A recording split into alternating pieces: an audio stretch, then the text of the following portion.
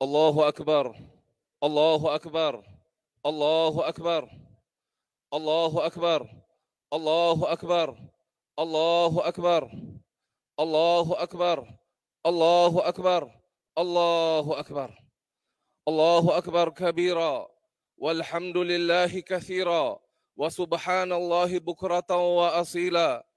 الحمد لله الذي أنزل على عبده الكتاب ولم يجعل له عوجا. أشهد أن لا إله إلا الله وحده لا شريك له، له الملك وله الحمد يحيي ويميت وهو على كل شيء قدير. وأشهد أن سيدنا محمدا عبده ورسوله. اللهم صل وسلم على سيدنا محمد وعلى آله وأصحابه أجمعين. أما بعد، فيا أيها المسلمون، أوصيكم ونفسي بتقوى الله عز وجل faqad fazal muttaqun.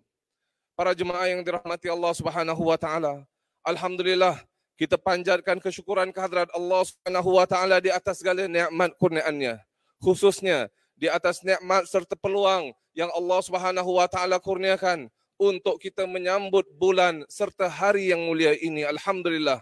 Oleh itu, marilah sama-sama kita mempertingkatkan lagi ketakwaan kita kehadrat Allah Subhanahu wa taala dengan sebenar-benar ketakwaan, dengan mensyukuri nikmat kesatuan yang kita kecapi pada hari yang berbahagia ini. Semoga Allah Subhanahu wa taala mengekalkan kesatuan serta perpaduan ini. Amin amin ya rabbal alamin. Allahu akbar. Allahu akbar. Allahu akbar. Allahu akbar walillahil hamd. Para jemaah yang saya muliakan, sepanjang beberapa hari yang lalu kita dapat menyaksikan pelaksanaan ibadah haji di tanah haram. Kita menyaksikan proses pelaksanaan ibadah haji kembali seperti sedia kala. Jutaan tetamu Allah Subhanahu wa taala daripada pelbagai lapisan masyarakat datang ke tanah haram untuk sama-sama melaksanakan ibadah haji. Tidak kira sama ada kaya ataupun sebaliknya, berkedudukan tinggi ataupun rakyat jelata. Semuanya berada dalam keadaan serta pakaian yang sama, berpakaian ihram, melaungkan talbiyah, berdoa dan mengharapkan rahmat Allah Subhanahu wa taala yang esa. Tiada yang membezakan antara insan di sisi Allah Subhanahu wa taala melainkan ketakwaan. Para jemaah, keseragaman yang kita saksikan ini jelas melambangkan kesatuan serta perpaduan yang Islam pelihara di sebalik ibadah haji. Perkara ini dapat kita hayati pada khutbah yang disampaikan Sayyidina Rasul sallallahu alaihi wasallam pada hajinya yang terakhir. Nabi SAW itu menegaskan bagaimana tiada kelebihan antara orang Arab dengan yang bukan Arab. Begitu juga sebaliknya. Bahkan tiada perbezaan antara warna kulit, melainkan ketakwaan kepada Allah Subhanahu wa taala. Saudara-saudari yang saya muliakan, krisis serta ujian yang baru berlalu ini mengajar kita erti kesatuan. Melalui krisis yang telah bersama-sama kita hadapi dengannya bersama, ia mengajar kita ini berjaya untuk memperbaiki kehidupan kita seharian. Kita saling membantu dan bergotong royong untuk menghulurkan bantuan kepada saudara kita yang berada dalam kesusahan. Bak kata pepatah, berat sama dipikul, ringan sama dijinjing. Nikmat kebersamaan ini, saudaraku, wajar untuk kita syukuri dan untuk kita hargai. Seperti mana Allah Subhanahu wa taala pernah mengingatkan kepada kaum Ansar di kota Madinah dulu untuk mereka ini mensyukuri nikmat kesatuan yang menatijahkan kejayaan mereka di dunia serta di akhirat. Firman Allah Subhanahu wa taala dalam surah Ali Imran ayat 103, Bismillahirrahmanirrahim. Wa'tasimu bihablillahi jami'an wa la tafarraqu wadhkuru ni'matallahi 'alaikum إذ كنتم أعداء فألف بين قلوبكم فأصبحتم بنعمته إخوانا وكنتم على شفا حفرة من النار فأنقذكم منها كذلك يبين الله لكم آياته لعلكم تهتدون. Yang bermaksud dan berpegang teguhlah kamu kepada tali Allah, dan janganlah kamu ini berpecah belah, dan kenanglah nikmat Allah kepada kamu ketika kamu ini saling bermusuh-musuhan satu ketika dulu. Lalu Allah Subhanahu wa taala menyatukan di antara hati kamu. Maka dengan nikmat Allah, kamu ini menjadi orang Islam yang bersaudara. Dan kamu dulu telah berada di tepi jurang neraka. Lalu Allah Subhanahu wa taala menyelamatkan kamu. Demikianlah Allah Subhanahu wa taala menjelaskan kepada kamu tanda-tanda keterangannya supaya kamu ini mendapat petunjuk dan hidayahnya. Para jemaah yang saya muliakan, namun dalam menghayati seruan agama kita ini ke arah perpaduan, adakah kita ini benar-benar memahami hakikat kesatuan yang diajarkan oleh agama? Adakah kesatuan itu terletak pada keseragaman dalam semua hal? Ataupun untuk kesatuan itu berlaku, perlunya berlaku kesepakatan pada segenap aspek kehidupan, pada pemikiran dan sebagainya. Tidak sama sekali para jemaah yang saya muliakan. Perpaduan dan kesatuan bukan begitu maknanya. Kerana sekiranya kesatuan itu terletak pada kesatuan, pada segala aspek, kepada segala jenis dan bentuk, nescaya ia telah berlaku. Namun apa yang kita saksikan adalah keindahan di sebalik kepelbagaian dan perbezaan yang terus wujud. Allah Subhanahu wa taala berfirman, "Walau syaa'a rabbuka laja'alan nasa ummatan wahidah wa la yazaluna mukhtalifin." Yang bermaksud, dan kalaulah Tuhan kamu menghendaki, tentulah ia menjadikan umat manusia semuanya menjadi umat yang satu. Tetapi ia tidak buat sedemikian. Dan kerana itulah mereka terus-menerus akan berbeza. Surah Hud ayat 118. Daripada ayat ini, kita dapat memahami bahawa perbezaan antara manusia itu merupakan lumrah kehidupan. Perbezaan antara insan, sama ada dari segi pemikiran, pendapat dan sebagainya, ia tidak seharusnya menjadi punca perpecahan. Bahkan ia merupakan rahmat Allah Subhanahu wa taala terhadap hamba-hambanya. Meskipun begitu, hari ini kita menyaksikan bagaimana sebahagian individu itu mengambil pendekatan yang salah dalam menangani perbezaan pendapat. Sehingga kan ada yang bertanggapan bahawa beliau sahaja yang berada dalam kebenaran serta yang lainnya berada dalam kebatilan. Sikap ini para jemaah yang saya muliakan, sikap ini sangat jauh dan asing daripada tradisi Islam. Sebaliknya Islam mengajar kita itu untuk berlapang dada, untuk bertawaduk dan merendahkan diri. Perhatikan sikap mulia yang jelas terpapar dalam kata-kata hikmah oleh Imam Asy-Syafi'i rahimahullah. Imam Asy-Syafi'i berkata, pendapat aku adalah benar, tetapi kemungkinan sahaja ia salah. Begitu juga pendapat orang lain adalah salah, tetapi kemungkinan sahaja ia benar. Allahu Akbar, Allahu Akbar, Allahu Akbar, Allahu Akbar walillahil hamd. Para jemaah yang saya muliakan, memelihara kesatuan ini menjadi lebih kritikal dan lebih rumit lagi pada zaman ini. Zaman di mana kita menyaksikan aspirasi dan tuntutan daripada pelbagai pihak yang semakin meningkat. Ia menjadi lebih rumit dan mencabar dengan perkembangan pesat penggunaan media sosial. Perkembangan teknologi maklumat serta komunikasi sebegini, ia jelas membuka ruang kepada setiap individu untuk secara bebas menyuarakan pemikiran, keinginan serta hasratnya. Perselisihan pendapat sekiranya tidak dipandu dan dikawal oleh akhlak dan etika yang betul, ia boleh sahaja membawa kepada fitnah, bahkan setelah itu membawa kepada perpecahan. Saudaraku, meskipun kita tidak menafikan hak setiap individu itu untuk menyuarakan pandangan, keinginan serta hasratnya, akan tetapi jangan kerana kita ingin orang mendengar dan menerima pendapat kita, sebahagian di antara kita mungkin terlupa diri sehingga akan mengabaikan aspek kesatuan antara kita. Sedangkan aspek kesatuan ini yang diutamakan oleh agama. Maka persoalannya adalah bagaimana kita memelihara kesatuan serta perpaduan dalam kita menangani kepelbagaian dan kerencaman ini. Izinkan saya untuk mengemukakan beberapa rumusan ringkas sebagai usaha yang perlu untuk sama-sama kita berikan penumpuan. Perkara yang paling utama para jemaah yang saya muliakan, yang perlu untuk kita berikan tumpuan, ialah dengan pengukuhan institusi keagamaan kita. Pada kesempatan ini saya ingin memberi fokus kepada institusi masjid. Kerana masjid ini merupakan institusi pertama yang dibina oleh Nabi SAW. semasa Nabi SAW mula-mula menjejakkan kaki ke kota Madinah ketika hijrah. Ia bukan sahaja merupakan tempat untuk dilaksanakan solat berjemaah, bahkan masjid juga merupakan nadi dan pusat kegiatan keagamaan yang menyatukan ummah.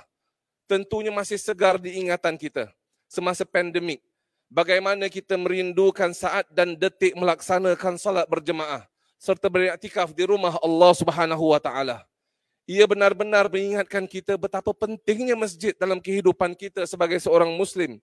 Masjid bukan hanya menyediakan pelbagai bentuk majlis ilmu dan kursus-kursus yang bermanfaat bagi seorang muslim.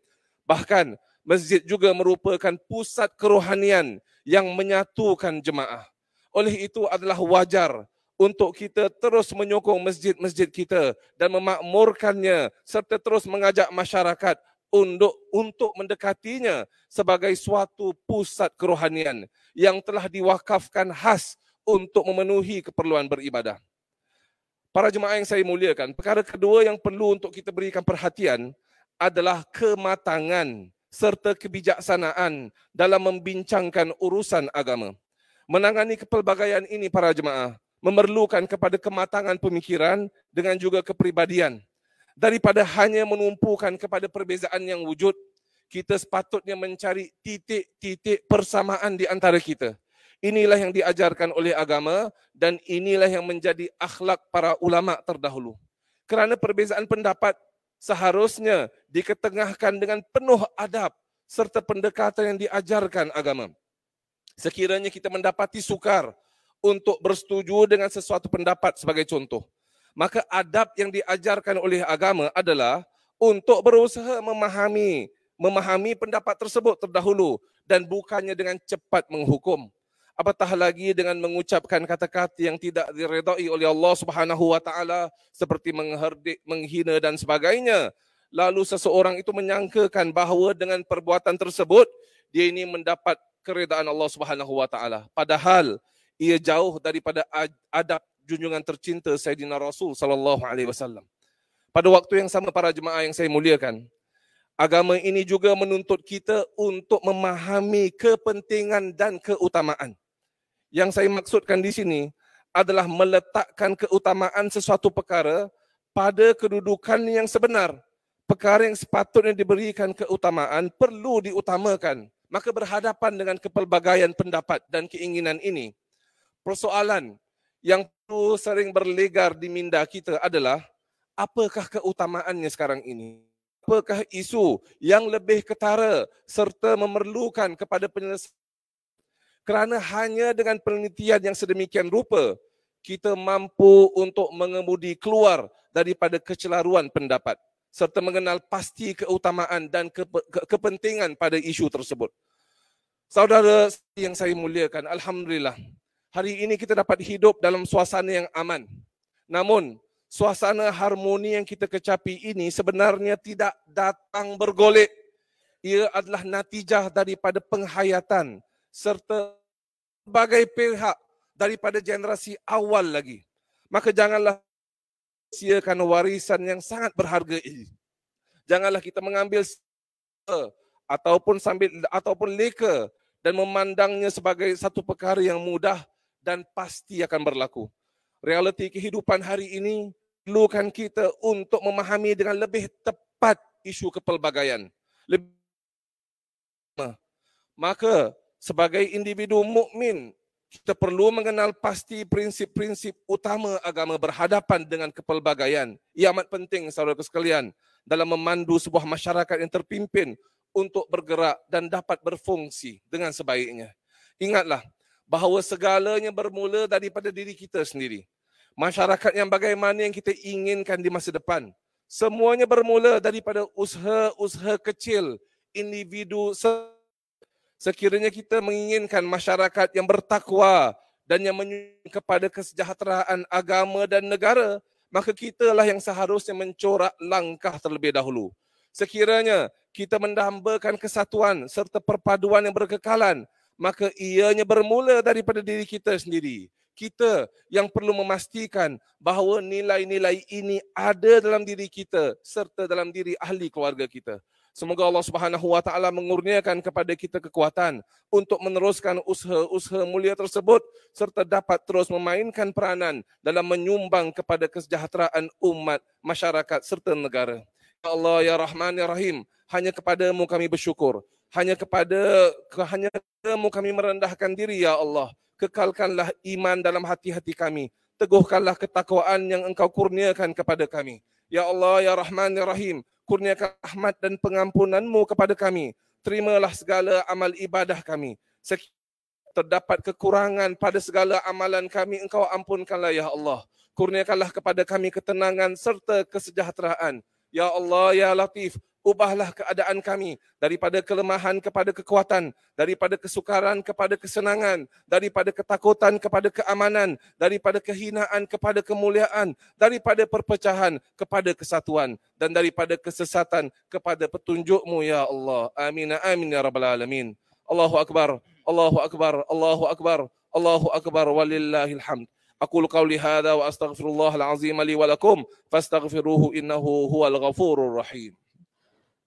اللهم صل وسلم وزد وأدم وتفضل وبارك بجلالك وكمالك على زين عبادك وأشرف عبادك سيدنا ومولانا محمد وعلى آله وصحبه وسلم ورضي الله تبارك وتعالى عن كل بيت رسول الله أجمعين.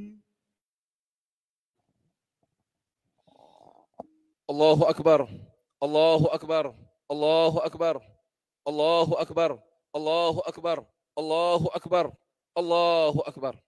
الحمد لله حمدا كثيرا كما أمر، وأشهد أن لا إله إلا الله وحده لا شريك له، وأشهد أن سيدنا ورسوله. اللهم صل وسلم على سيدنا محمد وعلى آله وأصحابه أجمعين. أما بعد، فيا عباد الله، اتقوا الله تعالى فيما أمر وانتهوا عما نهاكم عنه وزجر. ألا صلوا وسلموا على نبينا المصطفى، فقد أمرنا الله بذلك حيث قال في كتابه العزيز: إن الله وملائكته يصلون على النبي يا أيها الذين آمنوا صلوا عليه وسلموا تسليما. اللهم صل وسلم وبارك عليه وعلى آله. اللهم صل وسلم وبارك على سيدنا محمد وعلى آل سيدنا محمد، وارض اللهم عن الخلفاء الراشدين المهديين أبي بكر وعمر وعثمان وعلي رضي الله عنهم، وعن بقية الصحابة التابعين وتابع التابعين وتابعيهم بإحسان إلى يوم الدين، وعنهم وفيهم برحمتك يا أرحم الراحمين. اللهم اغفر للمؤمنين والمؤمنات وللمسلمين والمسلمات الأحياء منهم والأموات. اللهم ادفع عنا البلاء والوباء والزلازل والمحن ما ظهر منها وما بطن عن بلدنا خاصة وعن سائر بلدان عامة يا رب العالمين. ربنا آتنا في الدنيا حسنة وفي الآخرة حسنة وقنا عذاب النار. عباد الله، الله يأمر بالعدل والإحسان وإيتاء ذي القربى وينهى عن الفحشاء والمنكر والبغي يعظكم لعلكم تذكرون. فاذكروا الله العظيم يذكركم واشكروه على نعمه يزدكم واسألوه من فضله يعطكم ولذكر الله أكبر والله يعلم ما تصنعون.